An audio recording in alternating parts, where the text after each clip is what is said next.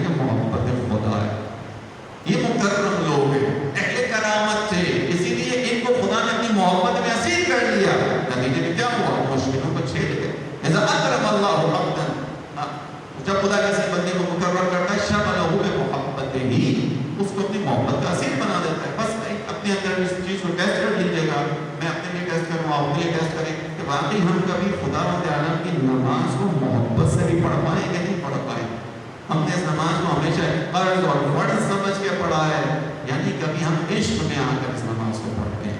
جیسے رسول اللہ نماز کے وقت بلال سے کہتے تھے ارحنا یا بلال, اے بلال جلدی اذان دے کے ہماری روح کو, ہمارے نفس کو سکون فراہم کرو. اذان کی آواز سن کے رسول اللہ کو راحت ملتی تھی. کیوں؟ کیونکہ عاشق خدا. توجہ کیجیے گا, دو انڈیکیٹرز بیان ہو گئے. بحث کیا ہے ہماری؟ ولقد کرمنا بنی آدم, ہم نے آدم کی اولاد کو کرامت دی ہے. اب سارے کے سارے مکرم ہو گئے کیا؟ اس کے لیے بیان کیا جا رہا ہے کون مکرم ہے, جس کے اندر یہ نشانیاں پائی جاتی ہیں. دو نشانیاں. تیسری نشانی من احان نفسہ اکرمہ اللہ, جو اپنے نفس کو کنٹرول میں رکھتا ہے خدا اسے مکرم کرتا, خدا اسے کرامت عطا کرتا. من احان نفسہ, یعنی اس کا نفس اس کے اوپر سواری نہیں کرتا, وہ اپنے نفس پر سواری کرتا. اس کا نفس اس کے اختیار میں ہوتا ہے. اس کا نفس جب اختیار میں ہوتا ہے, جو بچے بیٹھے ہیں ان کے لیے بیان کر دوں, یعنی پھر اس کی نگاہیں ہر جگہ نہیں جاتی. اس کو معلوم ہوتا ہے کہاں نگاہ اٹھانا ہے, کہاں نگاہ جھکانا ہے. اگر یہ بچہ انٹرنیٹ پر بیٹھا ہوتا ہے تو انٹرنیٹ کے کلکس خود بخود نہیں چل پاتے. کیوں؟ کیونکہ یہ مکرم ہے خدا کی بات. اگر یہ ٹی وی چینل پر بیٹھا ہے تو ٹی وی چینل اس کے ساتھ پلے نہیں کر سکتا, یہ ٹی وی چینل کو پلے کرتا ہے. یہ اختیار کے ساتھ اس چینل پر جاتا ہے کہ جس پہ اس کو معلوم ہے کہ ایسی چیز نہیں آئے گی کہ جس سے زمانے کا امام میرے سامنے دیکھ کر رو پڑے. امام روتے نہیں ہیں, امام کی آنکھوں میں آنسو بھی آتے. من احان نفسہ اکرمہ اللہ, جو اپنے نفس کو کنٹرول کرتا ہے خدا اسے مکرم کرتا ہے. جو اپنے نفس کی مہارت اپنے ہاتھ میں رکھتا ہے خدا اسے مکرم کرتا ہے, خدا اسے کرامت عطا کرتا ہے. شیخ رجب علی کا نام آپ نے جو بہت سارے سنا ہوگا, چند ایک نے اگر نہیں سنا میں آپ کو سنا دیتا ہوں. اپنے زمانے کے درزی تھے, ایران سے تعلق ہے, زمانے کے درزی تھے, زمانے میں درزی تھے, انقلاب سے پہلے کی شخصیت تھے. شیخ رجب علی خیاط کے نام سے, جن کی کتاب بھی آئی ہے, انفارچونیٹلی وہ معاشرے میں موجود نہیں ہے, اگر وہ تو ضرور پڑھیے گا. پھر اس نے خدا کو پایا کے نام سے. خیاط تھے, درزی تھے, لیکن ایک مقام پر پہنچے کہ جہاں مجتہدین ان کے طرز سے اخلاق میں آ کر بیٹھا کرتے ہیں. احمد شاہ آبادی کے زمانے کے جو امام خمینی استاد اس زمانے کیا ہوا ان کے ساتھ؟ درزی تھے, ایک مرتبہ پہنچے ایک جگہ, ایک گھر میں پہنچے. جب اس گھر میں پہنچے تو وہاں ان کی خالہ کا گھر تھا. وہاں پہنچے تو وہاں فقط ان کی خالہ زاد کزن موجود تھی اور کوئی موجود نہیں تھا. ایک ایسا معرکہ پیش آنے لگا کہ جیسا حضرت یوسف کے ساتھ پیش آنے لگا. حضرت یوسف کو زلیخا نے گھیرنے کی کوشش کی تھی, حضرت یوسف اس معرکے سے نکل گئے. لہذا یہاں پر بھی ان کے ساتھ یہ موقع پیش آیا. ان کی کزن نے ان کو اپنی طرف گناہ کی دعوت دی. انہوں نے تیزی کے ساتھ وہاں سے نکلنے میں عافیت سمجھی. اپنی آنکھوں کو میں نے کہا جہاں جھکانا ہے وہ پتہ ہے کہاں جھکانا ہے. انہوں نے وہاں سے نکلنے میں عافیت سمجھی. انہوں نے کہا کہ اپنے آپ کو مخاطب کر کے کہا کہ دیکھو خدا تمہیں آزماتا ہے, یہ آزمائش کا موقع ہے. تم آج خدا کو آزماؤ کہ خدا ایسی مشکل گھڑی سے نکالتا ہے کہ نہیں نکالتا. یہ کہہ کے دروازے کی طرف دوڑے اور نکل گئے. جیسے ہی گھر کے باہر پہنچے کیا ہوا؟ من احان نفسہ اکرمہ اللہ, جو اپنے نفس کو مہار کرتا ہے خدا اسے مکرم کرتا ہے, کرامت دیتا ہے, بڑی منزلیں عطا کرواتا ہے اس کو. کیا ہوا؟ جیسے ہی گھر کے باہر نکلے, اس گناہ سے بچے, اپنے آپ کو بچایا, ان کی برزخی آنکھیں روشن ہو گئی. برزخی آنکھ کس کو کہتے ہیں؟ یعنی جو حقائق کو دیکھ سکے. میری اور آپ کی اس وقت ایک باطنی شکل ہے عزیزان محترم. یہ ظاہری شکل ہے جس کے ساتھ آپ یہاں بیٹھے ہوئے. ایک باطنی شکل ہے جو ہمارے اعمال, ہمارے اخلاق اور ہماری نیت کے مطابق ہے, جو اس وقت ہمارے ساتھ ہے. دیکھنے والا اس کو دیکھ سکتا ہے جس کو خدا نے صلاحیت دی. برزخی آنکھ جب کھلتی ہے, انسان کے ساتھ جو پہلا مرحلہ ہوتا ہے وہی ہوتا ہے کہ وہ انسانوں کی حقیقت کو دیکھنا شروع کرتا ہے. جیسے ہی گھر سے باہر نکلے, ان کے سامنے انسان اپنی حقیقی شکل میں آنا شروع ہو گیا. بعض لوگوں کو شاید تعجب ہو رہا ہے کہ ایسا ہوتا ہے یا نہیں ہوتا. میں واقعہ سنا دیتا ہوں. چوتھے امام کا دور ہے. چوتھے امام کے دور میں عرفات کا میدان, عرفات کا میدان ہے. ایک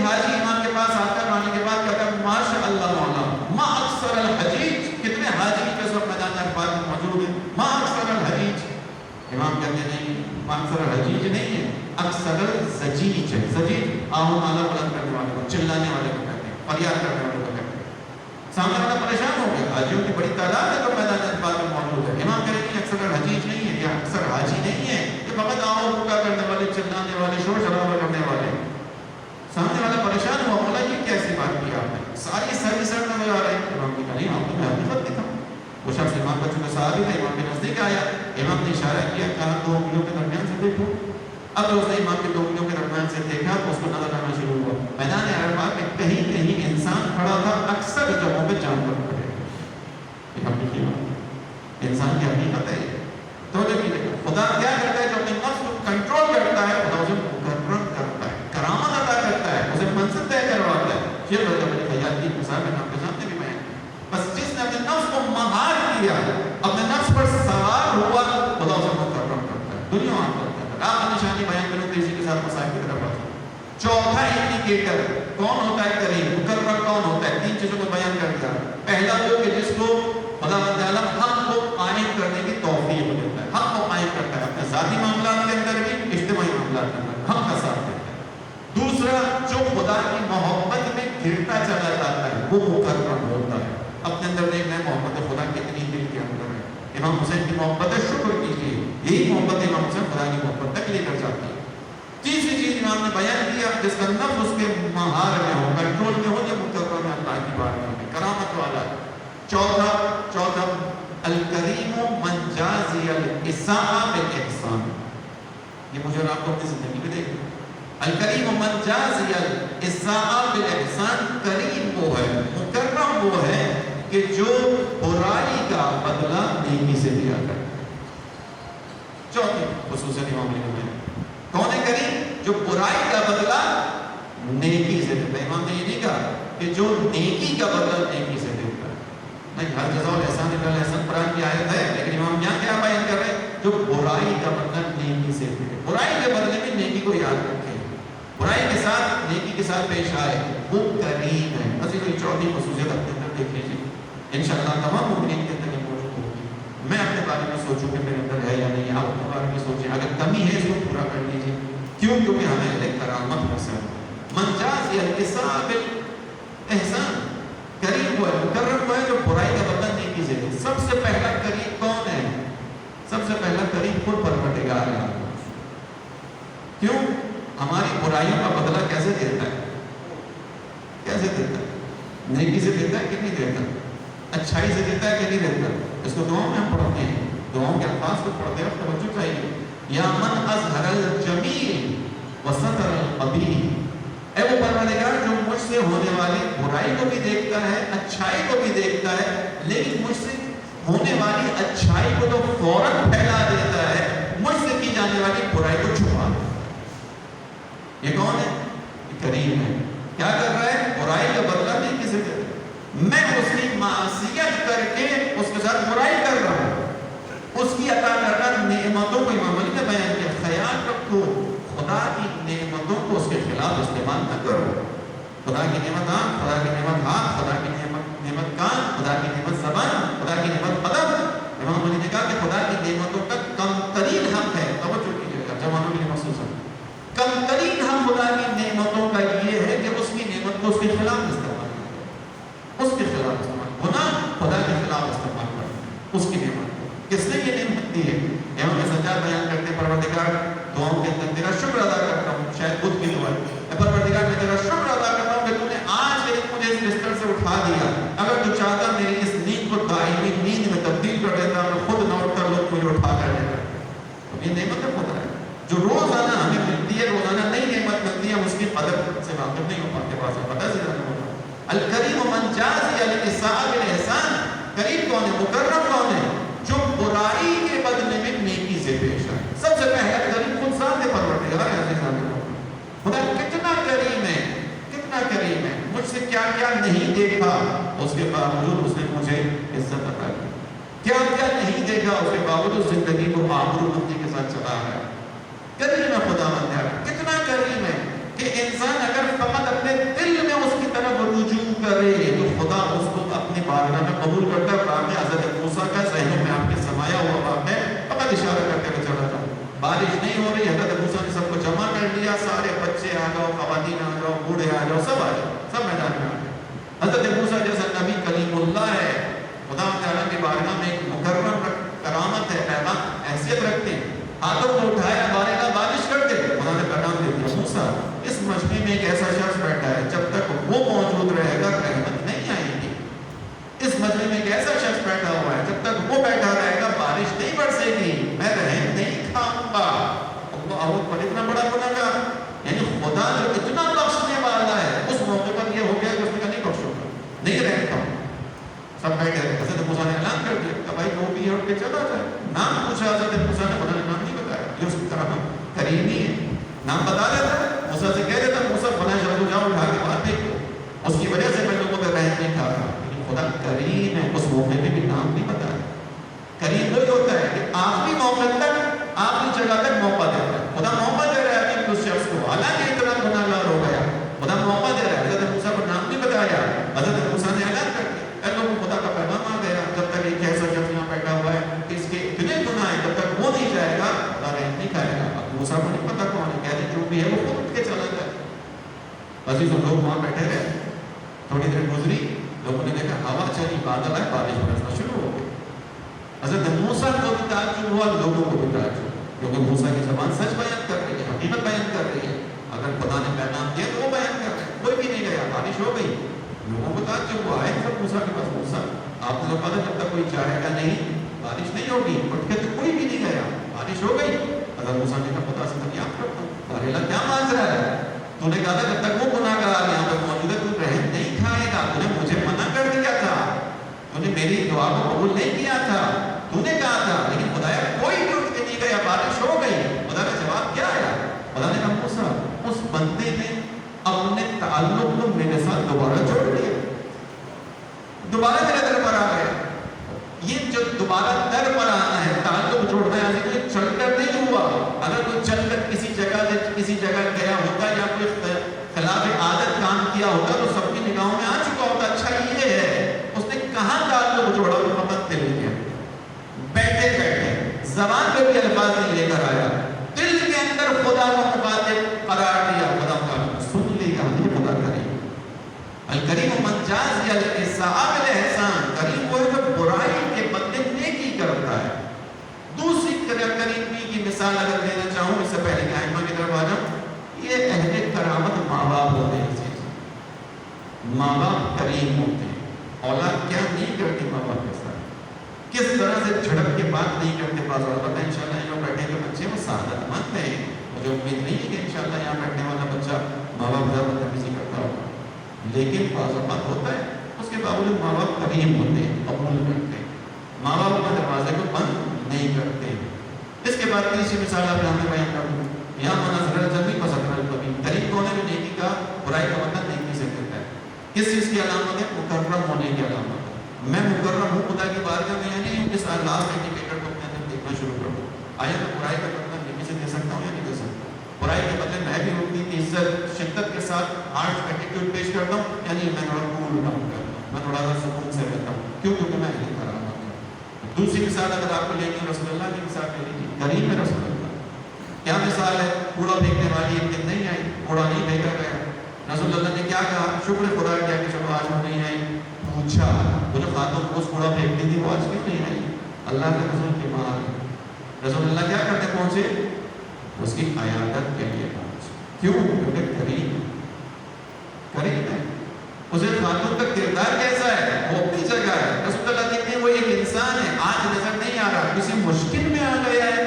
اگر کسی مشکل میں آ گیا, میں جا کے اس کی مشکل آسان کروں. توجہ کیجیے گا, وقت ختم ہو گیا, مزید کھول نہیں سکتا بات کو. رسول اللہ کریم ہے, اس لیے اس کے پاس پہنچے کہ یہ انسان نظر نہیں آیا. ایسا نہ اس کے ساتھ میں معاملہ پیش آ گیا, میں کیسے جا کے اس کی مدد کر سکتا ہوں. رسول اللہ پہنچ گئے, بیمار ہے, میں عیادت کے لیے آیا. کریم. تیسری مثال لے لیجیے کریم کی, تیسری مثال آگے پڑھو. تیسری مثال کریم کی, امام علی علیہ السلام, جس نے سر پر ضربت ماری ہے, جس نے داڑھی کو خون سے خضاب کر دیا, جس کی وجہ سے جناب زینب روئی ہیں, آنکھوں میں آنسو آئے ہیں, وہی سامنے کھڑا ہوا کانپ رہا ہے. امام کے سامنے جو جام لایا گیا, امام یہ لرز رہا ہے، اس کے کاموں میں ارتعاش موجود ہے، گھبرا رہا ہے۔ امام علی کہتے ہیں اس کی گھبراہٹ کو دور کرو، مولا قاتل ہے، مولا اس نے کوئی معمولی جرم نہیں کیا، کائنات کو علی جیسے امام سے محروم کرنے کا سبب بنا ہے، معمولی جرم نہیں ہے اس کا، جانشین رسول کو ضربت ماری ہے، معمولی جرم نہیں ہے اس کا، اول ائمہ کو ضربت ماری، معمولی جرم نہیں ہے، لیکن امام علی کیا ہے؟ کریم۔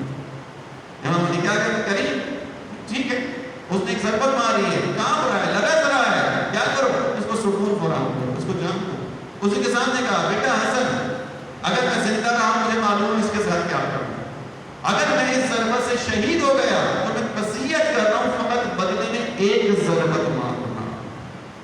یعنی اسے اطمینان دے رہے امام علی، جملوں کو کبھی مسائل سے ہٹ کر تحقیق کرنے کی ضرورت پڑتی ہے کہ کیا تھے ہمارے ائمہ، یہ بیانات کیوں ہیں، یعنی اس کو اطمینان دے رہے کہ تم مطمئن رہے کہ میرے پیچھے رہنے والے کون ہیں؟ کریم ہیں، تو نے ایک ضربت ماری وہ بھی ایک ضربت ماری، یا تو ضربت مر گیا نہیں مرا تو تیری جان خوشی ہو جائے گی۔ امام علی چوتھی جو شخصیت جس کے ذریعے بیان کروں کرامت کو آپ کے سامنے، تو وہ آپ سمجھ گئے امام حسین علیہ السلام۔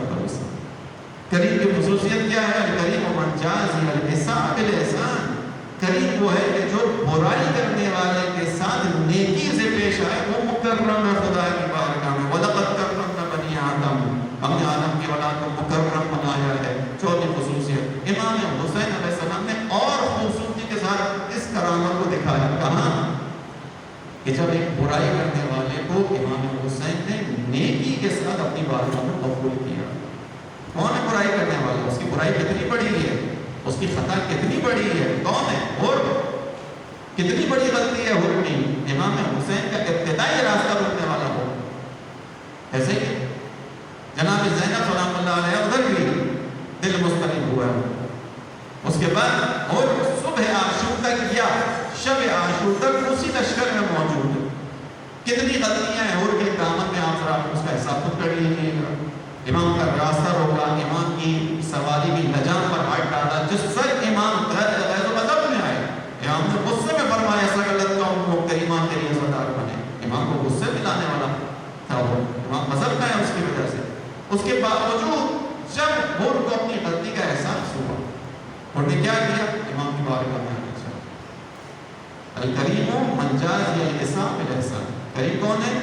جو برائی کا بدلہ نیکی سے دیکھتا ہے۔ توجہ دیجیے گا، یہ آخری مثال ہے، یہ مسائل ہے، نیکی کے ساتھ برائی کا بدلہ دیتا ہے۔ کیا بدلہ دیا امام نے؟ جب بھول کو غلطی کا احساس ہوا، اعتراف ہوا، اپنے ہاتھوں کو باندھا اور امام کی طرف آنا چاہتے ہیں۔ بھول کے بیٹے نے اپنے باپ سے کہا کہ اتنی بڑی غلطیوں کے بعد توقع ہے حسین قبول کریں گے؟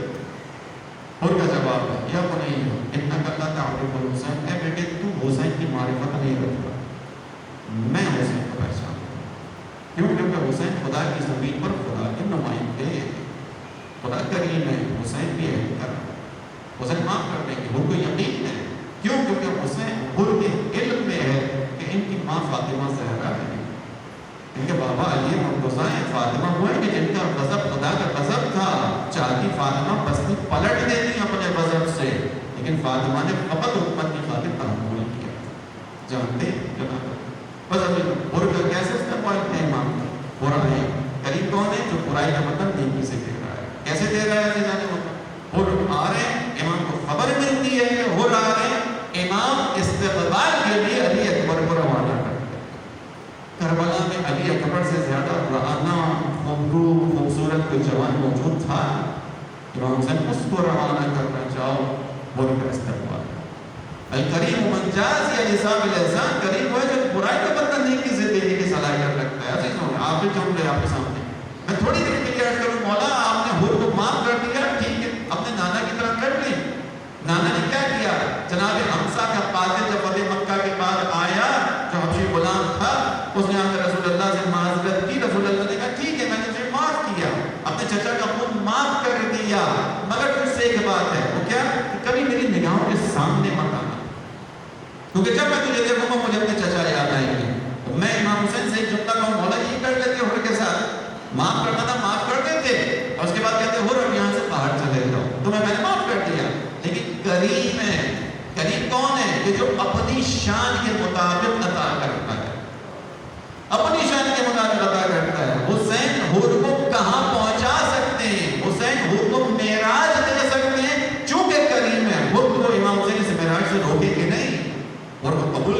آ جاؤ اس طرف، صحیح موقع پر آئے ہو۔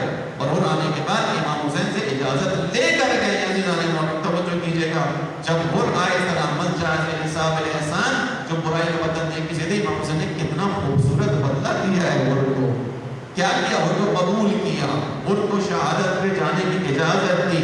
جب ہر شہید ہو گئے، میرا مولا خود چل کر ہر کے سرانے پہنچا ہے، ہر کے سر کو اپنی آغوش میں رکھا ہے عزیزان محترم، اور اس کے بعد جب ہر کے سر کو اپنی آغوش میں رکھا، ہر کی پیشانی سے خون بہ رہا ہے، امام حسین کے پاس جو سب سے قیمتی کپڑا اس وقت موجود ہے وہ رومال فاطمہ ہے۔ امام حسین علیہ السلام نے وہی رومال فاطمہ ہر کی پیشانی پر باندھا۔ کیوں؟ کیونکہ کریم وہ ہے جو برائی کا بدلہ نیکی سے دے۔ کس قدر نیکی ہے امام حسین کی، اچھائی ہے امام حسین کی جو ہر کے ساتھ ہے۔ قیامت کے دن تمام شہداء اپنی اپنی منزلوں کے ساتھ آئیں گے، ہر وہ واحد شہید ہے جو پیشانی پہ نور فاطمہ کی تجلیاں دیتا ہوا ہے۔ یہ کریم ہے بس احمد آپ کے تمام منجازی انتصاب احسان، یہ راستہ ہم سب کے لیے کھلا ہوا ہے۔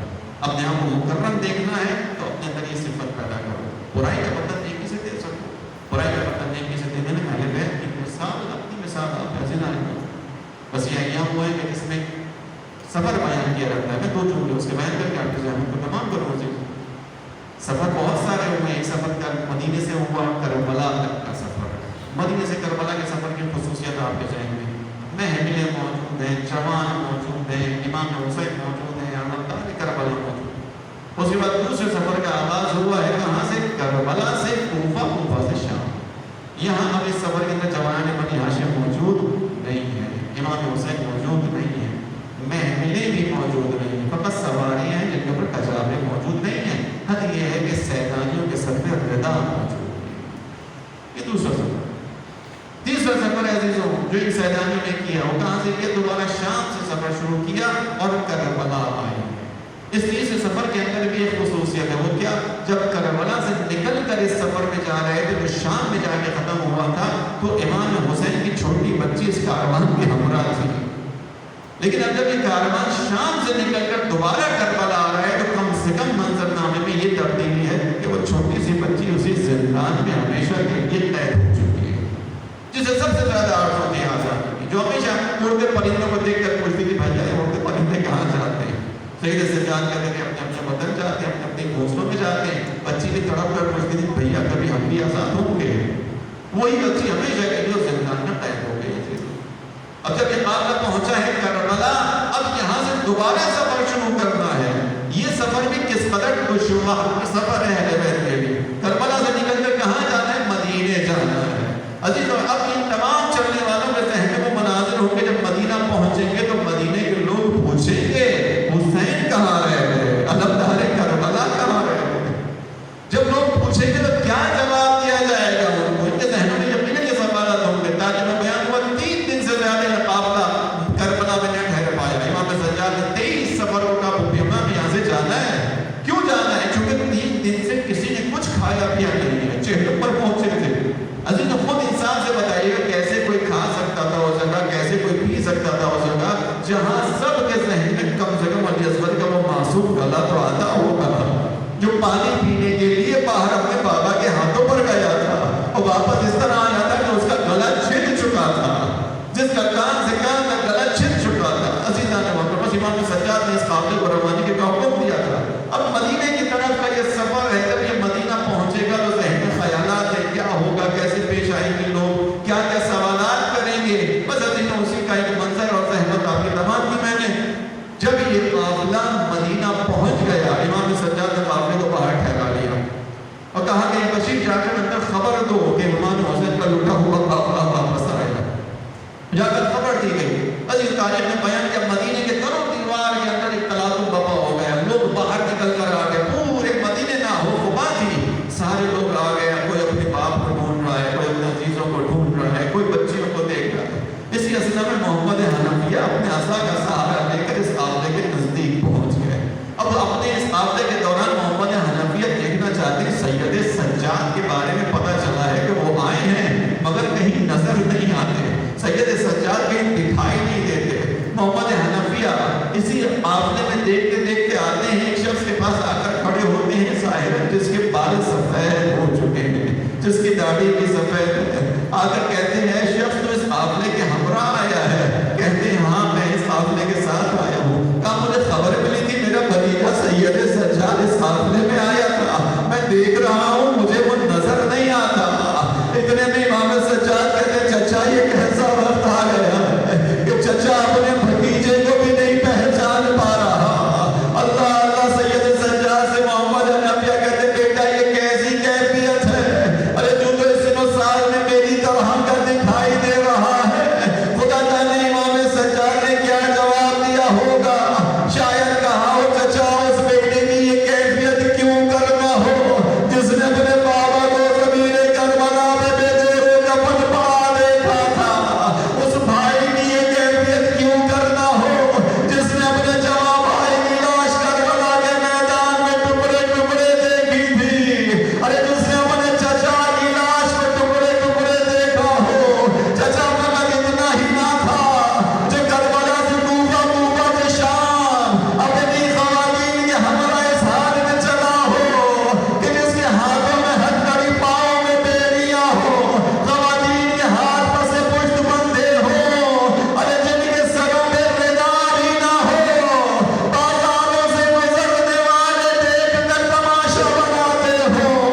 اس بیٹے کی یہ کیفیت کیوں کرنا ہو کہ شام کے دربار میں آیا کہ شرابی بیٹھے ہوئے تھے، اشارہ کرنے والا پوچھتا تھا ان خواتین میں زینب کون ہے؟ ارے بیٹا اس قدر بولا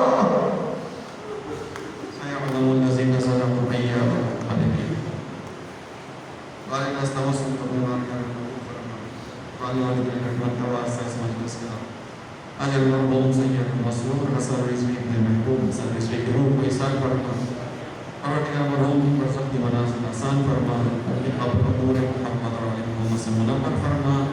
قالی علی فضل رحمت کا واسطہ مرحوم کو، ہمارے تمام مرحومین کو اور ہم سب کو شفاعت محمد اور علی محمد نصیب فرما۔ دنیا میں اس وقت آگئی بھی مومنین کے ماں ہم سب کو شفاعت فرما، عالمی وبا کا دنیا میں جلد خاتمہ فرما، اس عالمی وبا میں جو مومنین کے ماں کو شفاعت فرما، جو زائرین کربلا کی زیارت سے واپس آ رہے ہیں ان کے لیے جو مشکلات ایجاد کی گئی ہیں خدا تمام مشکلات سے تمام زائرین کو نجات عطا فرما۔